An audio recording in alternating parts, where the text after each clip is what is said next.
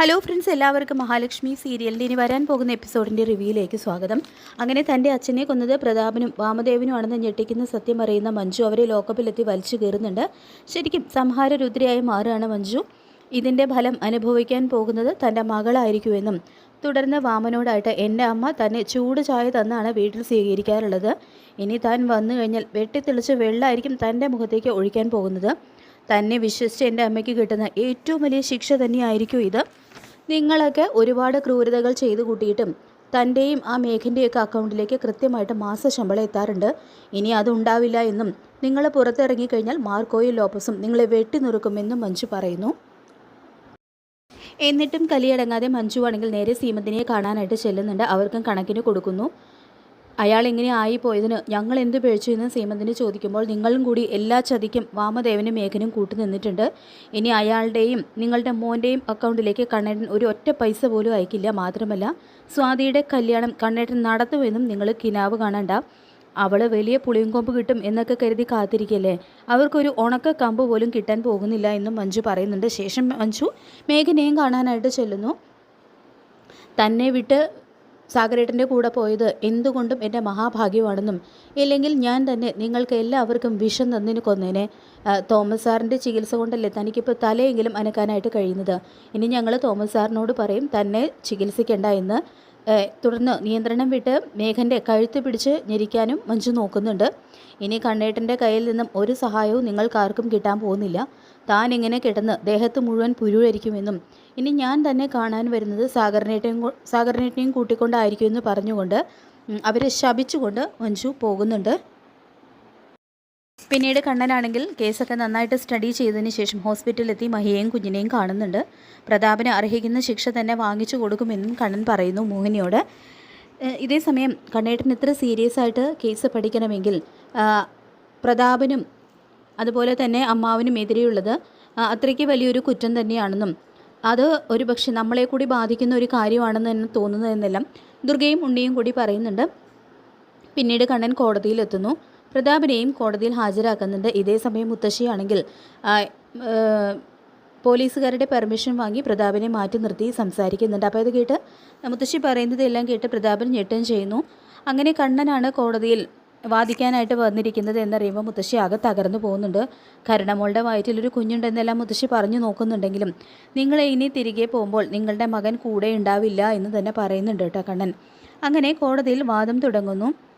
അപ്പോൾ വാമനെയും പ്രതാപനെയുമാണ് കൂട്ടിൽ നിർത്തി വിസ്തരിക്കുന്നത്.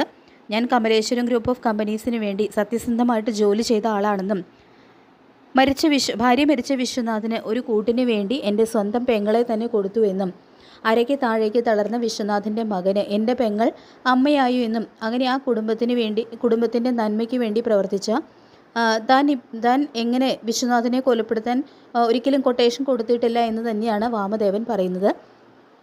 അപ്പോൾ പ്രതാപനോട് അത് സത്യമാണോ എന്ന് ചോദിക്കുമ്പോൾ എനിക്ക് മനസ്സിന് നല്ല സുഖമില്ല എന്നും മറവി രോഗമുണ്ട്, അതുകൊണ്ട് ഒന്നും ഓർമ്മയില്ല എന്ന് പറയാണ് കേട്ടോ പ്രതാപൻ. എതിർഭാഗം വക്കീൽ ആരാണെന്ന് ചോദിക്കുമ്പോൾ ഞാനാണെന്ന് പറഞ്ഞുകൊണ്ട് കണ്ണൻ ചെല്ലുന്നു. തുടർന്ന് വാമദേവനെ വിസ്തരിക്കുകയാണ് കണ്ണൻ. ഇതേ സമയം ദുർഗയും ഉണ്ണിയും കോടതിയിൽ എത്തുന്നുണ്ട്. നിങ്ങളുടെ പേരെന്താണെന്ന് കണ്ണൻ ചോദിക്കുമ്പോൾ തന്നെ മോനെ കണ്ണ, ഞാൻ നിൻ്റെ അമ്മാവനാണെന്ന് വാമൻ പറയുന്നുണ്ടെങ്കിലും നിങ്ങളുടെ പേരെന്താണെന്നാണ് കണ്ണൻ സീരിയസ് ആയിട്ട് തന്നെ ചോദിക്കുമ്പോൾ വാമദേവൻ എന്ന് മറുപടി കൊടുക്കുകയാണ് വാമൻ. തുടർന്ന് പ്രതാപനോടായിട്ട് നിങ്ങളുടെ പേരെന്താ, ബിസിനസ് എന്താണെന്നെല്ലാം കണ്ണൻ ചോദിക്കുമ്പോൾ പ്രതാപൻ എന്നാണ് പേരെന്നും ഒരു ക്വാറിയും മറ്റു ചില ബിസിനസ്സുകളും ഉണ്ടെന്ന് പ്രതാപൻ പറയുന്നു.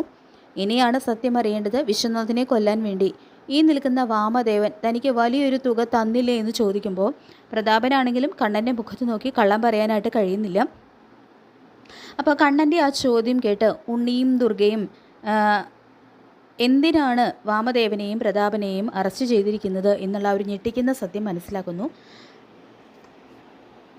അങ്ങനെ ഉണ്ണിയും ദുർഗയും അവസാനം ആ സത്യത്തിൽ എത്തിച്ചേർന്നിരിക്കുകയാണ്. പ്രതാപനെയും വാമദേവനെയും എന്തിനെയാണ് കണ്ണൻ കേസിൽ പെടുത്തി കോടതിയിൽ എത്തിച്ചിരിക്കുന്നത് എന്നുള്ളൊരു കാര്യം അവർക്ക് മനസ്സിലാകുന്നു.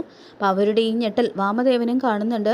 അപ്പോൾ പ്രതാപൻ പറയുന്നുണ്ട് അത് പിന്നെ എനിക്കൊന്നും ഓർമ്മയില്ല, ഞാൻ പറഞ്ഞില്ലേ എൻ്റെ മനസ്സിന് നല്ല സുഖമില്ല, പല കാര്യങ്ങളും മറന്നു പോകുമെന്ന് പറയുമ്പോൾ ഈ പറയുന്നതിനൊക്കെ എന്തെങ്കിലും തെളിവുണ്ടോ സാറേ? ഞാനും ഇയാളും തമ്മിൽ പരിചയപ്പെട്ടിട്ട് പോലും അധികകാലമായിട്ടില്ല. പിന്നെ വിശ്വനാഥൻ എൻ്റെ ചങ്കായിരുന്നു. എൻ്റെ ഒരേ ഒരു പെങ്ങളുടെ ഭർത്താവായിട്ടുള്ള ആളെ ആ വിശ്വനാഥനെ ഞാൻ എന്തിന് കൊട്ടേഷൻ കൊടുത്ത് കൊലപ്പെടുത്തണമെന്നെല്ലാം വാമൻ വാദിച്ചു നിൽക്കുമ്പോൾ നിങ്ങൾ വിശ്വനാഥന് വളരെ പ്രിയപ്പെട്ടവനും വിശ്വസ്തനും തന്നെയായിരുന്നു എന്ന് കണ്ണനും. പക്ഷേ കമ്പനിയിൽ താൻ നടത്തിയ ക്രമക്കേട് വിശ്വനാഥൻ കണ്ടുപിടിച്ചു. അതോടെ തന്നെ കമ്പനിയിൽ നിന്ന് പുറത്താക്കി. ആ ദേഷ്യത്തിന് താൻ പ്രതാപനെ കൊട്ടേഷൻ കൊടുത്തു, ഈ നിൽക്കുന്ന പ്രതാപനെ കൊട്ടേഷൻ കൊടുത്തു, വിശ്വനാഥനെ കൊന്നു എന്നെല്ലാം കണ്ണൻ വാദിക്കുമ്പോൾ ഇതൊക്കെ വെറും കെട്ടിച്ചമച്ച കഥകളാണെന്ന് ആരോപിക്കുന്നുണ്ട് കേട്ടോ വാമദേവൻ.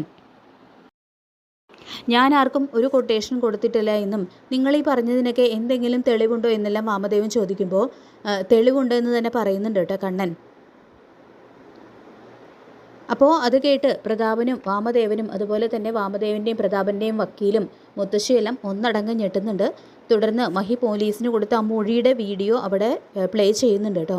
അപ്പോൾ മഹാലക്ഷ്മിക്ക് ഇപ്പോൾ കോടതിയിലെത്തി സത്യം തുറന്ന് പറയാൻ കഴിയില്ല. അതുകൊണ്ട് തന്നെ മഹാലക്ഷ്മിയുടെ മൊഴി അവിടെ രേഖപ്പെടുത്തിയിട്ടുണ്ട്. അന്ന് പ്രതാപനോടൊപ്പം താനും ആ ലോറിയിൽ ഉണ്ടായിരുന്നു എന്നും തുടർന്ന് തൻ്റെ ജീവിതത്തിൽ നടന്ന കാര്യങ്ങളെല്ലാം മഹി പോലീസിനോട് പറയുന്ന കാര്യങ്ങളൊക്കെയാണ് അവിടെ പ്ലേ ചെയ്യുന്നത്. അതുപോലെ തന്നെ ഡോക്ടർ ശർമ്മയാണെങ്കിലും കോടതിയിലെത്തി നേരിട്ട് ഹാജരാക്കി പ്രതാപനെതിരെ മൊഴി കൊടുക്കുന്നുണ്ട്. മാത്രമല്ല അയാൾ എന്നോട് സത്യം തുറന്ന് പറഞ്ഞ സമയത്ത് അയാൾ നോർമൽ ആയിരുന്നു എന്നും ഡോക്ടർ പറയുന്നുണ്ട്. അങ്ങനെ അവരുടെ മൊഴികൾ സത്യസന്ധമാണെന്ന് തന്നെ കോടതിക്ക് ബോധ്യപ്പെടുന്നുണ്ട്. ഇതേസമയം മാർക്കോയും ലോപ്പസും ആണെങ്കിൽ കരുണയ്ക്ക് നല്ല തിരിച്ചടി കൊടുക്കാനായിട്ട് കരുണാലയത്തിലേക്ക് പോകുന്നുണ്ട്. ഇത്രയും കാലം മഹാലക്ഷ്മിയുടെ പല ക്രൂരതകളും കരുണ ചെയ്തിട്ടുണ്ട്. പക്ഷേ ഒരു സ്ത്രീയാണല്ലോ എന്ന് കരുതി ഇത്രയും നാളും മാർക്കോ ക്ഷമിക്കുകയായിരുന്നു. പക്ഷേ ഇത്തവണ കരുണയ്ക്ക് നല്ല തിരിച്ചടി തന്നെ, നല്ലൊരു ശിക്ഷ തന്നെ മാർക്കോ കൊടുക്കും എന്നുള്ള കാര്യം ഉറപ്പാണ്. ഇതേസമയം കോടതിയിൽ തെളിവ് സഹിതം പ്രതാപനെയും വാമനെയും പൂട്ടുന്നുണ്ട് കേട്ടോ കണ്ണൻ. അങ്ങനെ സത്യം ബോധ്യപ്പെടുന്ന, തെളിവ് സഹിതം സത്യം ബോധ്യപ്പെടുന്ന കോടതിയാണെങ്കിൽ പ്രതാപനും വാമനും 12 വർഷത്തെ ശിക്ഷയാണ് വിധിക്കുന്നത്. അപ്പോൾ ഇത് കേട്ട് മുത്തശ്ശിയാണെങ്കിൽ അലമുറയിട്ട് കഴിയാണ് കേട്ടോ ചെയ്യുന്നത്. അപ്പോൾ നമുക്ക് കാത്തിരിക്കാം ഇന്നത്തെ വരാൻ പോകുന്ന കിടലൻ എപ്പിസോഡിനായിട്ട്. ഈ ഒരു റിവ്യൂ ഇഷ്ടപ്പെട്ടെങ്കിൽ ലൈക്ക് ചെയ്യുക, ചാനൽ കൂടി ഒന്ന് സബ്സ്ക്രൈബ് ചെയ്ത് സപ്പോർട്ട് ചെയ്യുക. താങ്ക്